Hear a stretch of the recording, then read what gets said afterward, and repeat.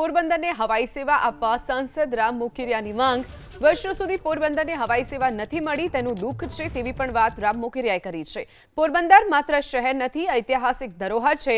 ઉદ્યોગપતિઓ, વિદ્યાર્થીઓ, દર્દીઓને તેનાથી તકલીફ પડે છે તેવી પણ વાત રામ મોકરિયાએ કરી। પોરબંદરથી મુંબઈ, દિલ્હીની ફ્લાઇટ શરૂ કરવા માટેની માંગ કરી છે।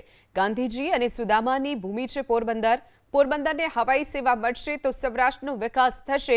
નાના શહેરોને હવાઈ સેવા અપાય તો પોરબંદરને કેમ નહીં તેવો પણ સવાલ રામ મોકરિયાએ કર્યો। વધુ વિગતો સાથે સંવાદદાતા હિરેન રાજગુરુ આપણી સાથે ફોન લાઈન પર છે। હિરેન, પોરબંદરમાં હવાઈ સેવા શરૂ કરવા માટે રામ મોકરિયાએ રજૂઆત કરી છે, શું વિગતો? जो राज्यसभा सांसद છે રામ મોકરિયા ગઈકાલે રાજ્યસભાની અંદર પોતાના સંબોધનમાં તેમણે ગુજરાતીમાં સંબોધન કર્યું હતું અને તેની અંદર સ્પષ્ટ તેમણે માંગણી કરી હતી કે પોરબંદરને દિલ્હી અને મુંબઈથી જોડતી સીધી હવાઈ સેવા શરૂ કરવામાં આવે।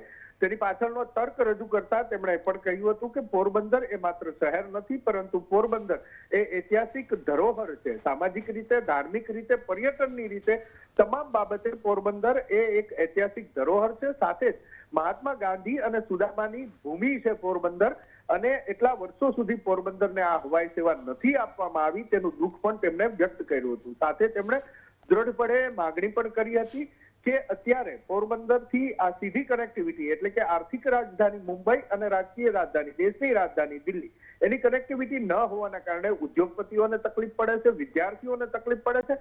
ખાસ કિસ્સામાં જ્યારે દર્દીઓને ક્યાંય જવાનું હોય છે સારવાર માટે તેમને પણ તકલીફ પડતી હોય છે। તેમણે એ પણ તર્ક રજૂ કર્યો કે સોમનાથ અને દ્વારકા એ પોરબંદરથી 100 કિલોમીટરના અંતરે છે, એટલે જો પોરબંદરને મુંબઈ અને દિલ્હીથી સીધું હવાઈ કનેક્ટિવિટી આપવામાં આવે તો દેશ વિદેશ અને અન્ય રાજ્યના જે પર્યટકો છે સીધી રીતે ત્યાં પહોંચી શકે। માત્ર પોરબંદરનો જ નહીં પરંતુ સમગ્ર સૌરાષ્ટ્રનો વિકાસ આ એકમાત્ર એર કનેક્ટિવિટી આપવાથી થાય તેવું છે તેવી કારણ પણ તેમણે આપ્યું હતું અને આ માંગણી પણ કરી હતી। સાથે તેમણે વર્ષોથી પોરબંદરને આ કનેક્ટિવિટી નથી મળ્યું એ બદલ દુઃખ પણ વ્યક્ત કર્યું હતું।